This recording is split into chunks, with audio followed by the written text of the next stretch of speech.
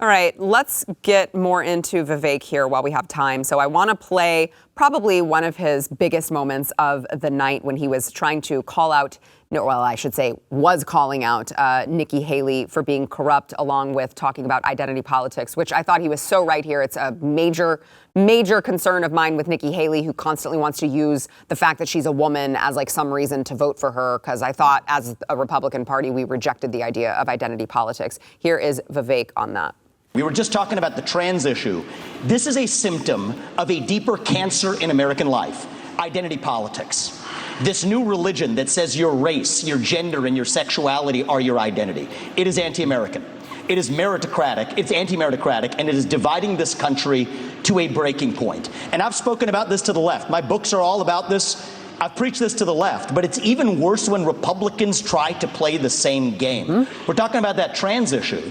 And Nikki Haley's campaign launch video sounded like a woke Dylan Mulvaney Bud Light ad talking about how she would kick in heels. At the first debate, she said that only a woman can get this job done. That's what she said.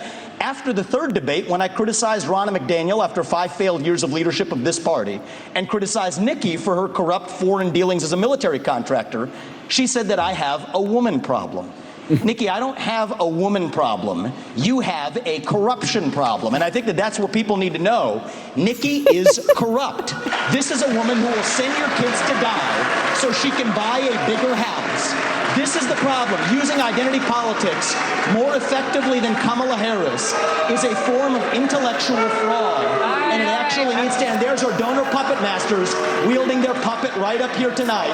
This is how this game is played. The puppet masters put up their puppet, and I reject the use of identity politics in this party. It has been a cancer coming from the left, and I'm sick and tired of the double standards. The people of this country are too. Having 2 X chromosomes does not immunize you from criticism. Thank you. Amen. I couldn't agree more. I mean, I have a problem accepting a female candidate for president at all. But certainly if you want to be one, you don't need to be walking around claiming that being a woman gives you some sort of special powers when you are in charge. I mean, I thought we were fighting against that on the other side. But again, Pat, sorry to jump ahead of you here. She approaches a lot of these subjects as if she's approaching it from the left. She does. A lot of it aligns with that line of thinking. And then she takes money from BlackRock. Right. Yeah. And defense contractors, and then she's pro-war. You're a warmonger, and you're getting massive amounts of money from defense contractors. That's interesting. Right. Yeah. Does sound a bit Smoke corrupt. may mean fire. It might. So I thought Vivek, I thought he had a strong night as well, as far as, sowing that discord. And he did bring up, I wish we had time to play this. He did bring up, I want to give him credit for this. He had an amazing moment where he talked about, why am I the only candidate on this stage? Actually, we do have time. I'm going to play that Vivek, this is cut 16. Watch. I think the real enemy is not Donald Trump. It's not even Joe Biden. It is the deep state that at least Donald Trump attempted to take on. And if you want somebody who's going to speak truth to power, then vote for somebody who's going to speak the truth to you.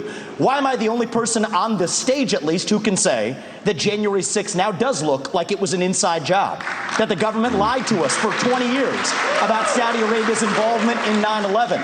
That the Great Replacement theory is not some grand right-wing conspiracy theory, but a basic statement of the Democratic Party's platform. That the 2020 election was indeed stolen by big tech. That the 2016 election, the one that Trump won for sure, was also one that was stolen from him by the national security establishment that actually put up the Trump-Russia collusion hoax that they knew was false. There's a reason why I'm the only person on the stage who can say these things. That's what it's going to take, not people who are licking his boots one time. And So I want to, I know we're going to have to go to break, but I got to give Chris Christie his moment here. In case you were wondering if you should vote for Chris Christie, I want to play clip 15 here. Chris Christie talking about transgender surgeries for kids. Watch. How is it that you think a parent should be able to okay these surgeries, never mind the sterilization of a child? And aren't you way too out of step on this issue to be the Republican nominee? No, I'm not. Because Republicans believe in less government, Podium's doing a lot of heavy lifting here. With government, not more in government involvement in people's lives. And you know what, Megan? I trust parents. And we're out there saying that we should empower parents in education. We should empower parents to make more decisions about where their kids go to school. I agree. We should empower parents to be teaching To the abuse their values children? that they believe in their homes without the government telling them what those values should be. And yet we want to take other parental rights away. I'm sorry. As a father of 4, I believe there is no one who loves my children more than me.